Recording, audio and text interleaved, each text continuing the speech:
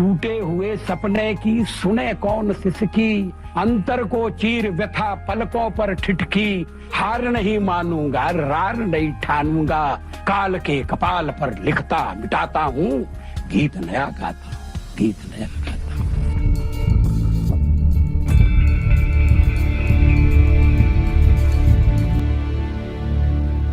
हम विजयी हुए, हमें विनम्रता है, पराजय में तो आत्म मंथन होना चाहिए।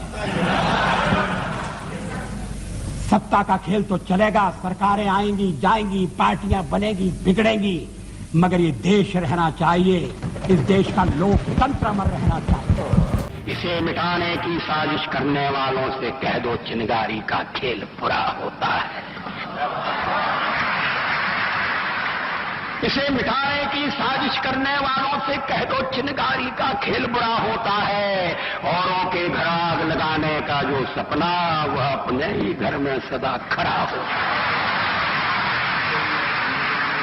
पदाधिकारी गणेश राजेजी, राजकुमार पवार, शिर्के हे दिल्ली हो हा जो आंतरराष्ट्रीय पुरस्कार आहे तो घेऊन आले आणि अटल फाउंडेशनचं या निमित्ताने मी खूप खूप आभार मानतो की ज्या व्यक्तीच्या नावे हा पुरस्कार आपल्याला अनेक मिळत असतात, निर्णय क्षेत्रात काम करत असताना पुरस्कार मिळतात, परंतु अद्वितीय असं व्यक्तिमत्व अटलजींच्या नावाचा पुरस्कार जो आहे तो माझ्या दृष्टीने अत्यंत मला म्हणता येईल की अत्यंत महत्त्वाचा आहे.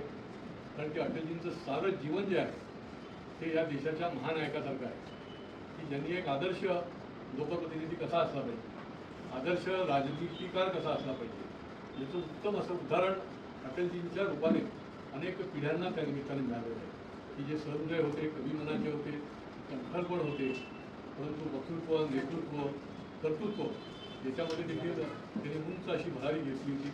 सर्व चढउतारामध्ये अटलजींचं काम जे आहे ते जगाच्या पुढे होतं आणि त्याच्यामुळे त्यांच्या नावे हा पुरस्कार हा मिळाला. त्याच्याबद्दल मी अटल फाउंडेशनची मनापासून आभार मानतो.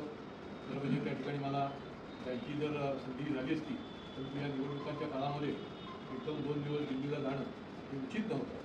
कारण की राज्यसभेचे उपसभापती, कृषी मंत्री, खासदार या सगळ्या ज्याला म्हणता येईल की मान्यवरांच्या हस्ते देशभरातल्या लोकांना हे पुरस्कार देण्यात आले.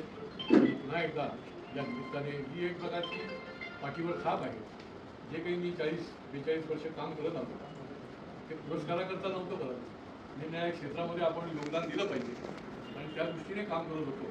पण आपण जसं म्हणतो की पेरलं तर काहीतरी उगवतं आणि त्या दृष्टीने यांच्यासारख्यांच्या नजरेमध्ये ते भरलं आणि हा अटल आंतरराष्ट्रीय पुरस्कार प्रदान केला.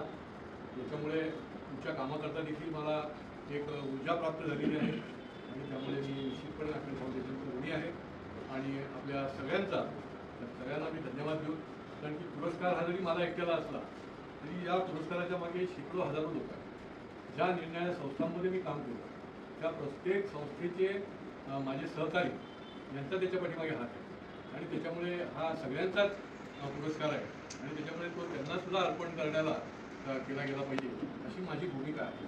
आणि अशाच पद्धतीने संघटित शक्तीतूनच निरनिराळ्या क्षेत्रामध्ये चांगलं काम उभं राहतं, ते राजकीय असो किंवा विविध क्षेत्र असो. तर त्यानिमित्ताने हा पुरस्कार मिळाला. मी पुन्हा एकदा धन्यवाद देतो आणि माझं बोलणं पूर्ण करतो.